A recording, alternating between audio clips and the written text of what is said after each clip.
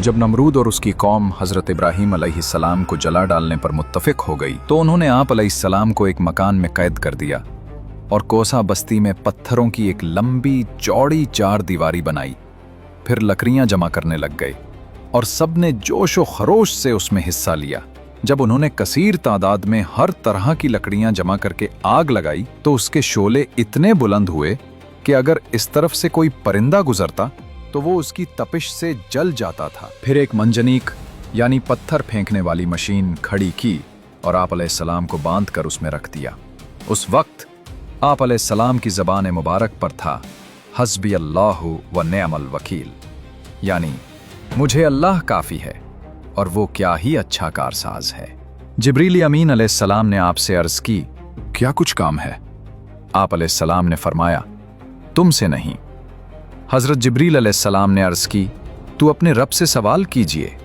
आप अलैहिस्सलाम ने फरमाया, सवाल करने के मुकाबले में उसका मेरे हाल को जानना मेरे लिए काफ़ी है। आप अलैहिस्सलाम को आग में डाला गया तो रहमत इलाही का दरिया जोश में आया और आग को हुक्म जारी हुआ, उल्ना या नारु कूनी बर्दन व सलामन अला इब्राहीम, यानी ए आग इब्राहीम पर ठंडी और सलामती वाली हो जा। चुनाचे आग की गर्मी ज़ायल हो गई और रोशनी बाकी रही और उसने उन रस्सियों के सिवा और कुछ न जलाया जिनसे आप अलैहिस्सलाम को बांधा गया था। हज़रत इब्राहीम अलैहिस्सलाम जब सलामती के साथ आग से बाहर तशरीफ ले आए तो कुफ़ार को फिर समझाया और दावत तौहीद दी और अंजाम आखिरत से डराया। चुनांचे इरशाद फरमाया कि तुम आपस में एक दूसरे से दोस्ती और मोहब्बत रखते हो और बाहम सीरत और तरीक़े में अपने दोस्तों रिश्तेदारों से जुदा नहीं होना चाहते। इसी वजह से तुमने कुफ्र और शिर्क के तरीक़े को मजबूती से थाम रखा है। लेकिन याद रखो कि तुम्हारी ये दोस्ती इस फ़ानी दुनिया तक ही महदूद रहेगी और क़यामत में तुम्हारे छोटे बड़े सब एक दूसरे से बेजार होंगे और पैरोकार अपने सरदारों पर लानत करने लगेंगे और तुम सब का ठिकाना जहन्नुम होगा।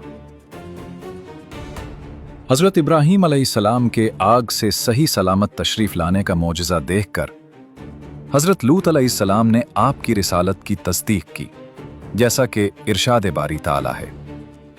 तो इब्राहीम की तस्दीक लूत ने की।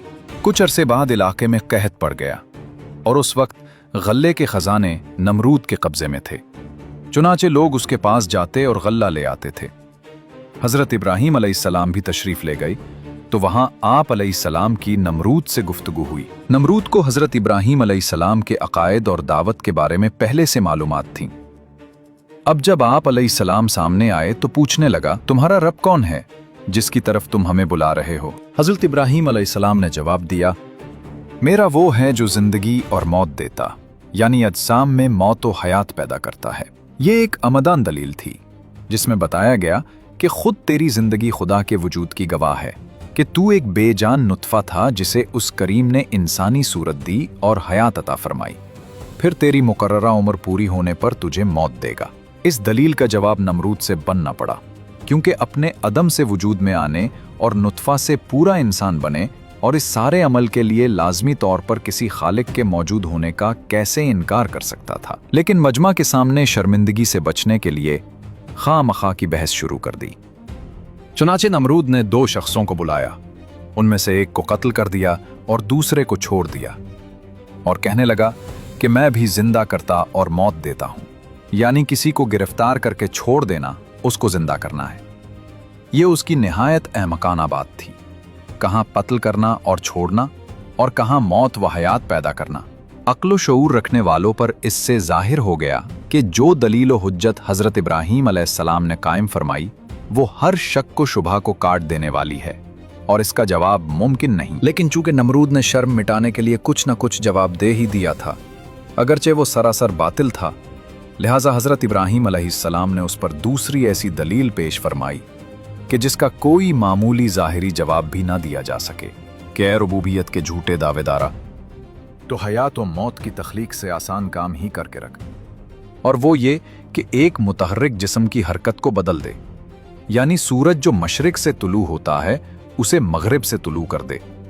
ये सुनकर नमरूद हक्का बक्का रह गया और कोई जवाब न दे सका। मुनाजरे के बाद बदबख्त नमरूद ने आप अलैहिस्सलाम को गल्ला न दिया, चुनाचे आप खाली हाथ वापस आए और घर के करीब पहुंचकर 2 बोरियों में रेत भर ली ताकि घर वाले समझें कि कुछ लेकर आए हैं।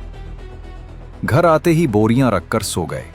उस दौरान हजरत सारा रजी अल्लाह अन्हा ने बोरियों को खोला तो देखा कि दोनों उम्दा अनाज से भरी हुई हैं। आपने कुछ अनाज लेकर खाना तैयार किया और जब हजरत इब्राहीम अलैहिस्सलाम बेदार हुए तो देखा कि खाना तैयार है। पूछा, अनाज कहां से आया? अर्ज की, आप जो 2 बोरियां भरकर लाए हैं, इन्हें में से ये अनाज निकाला था।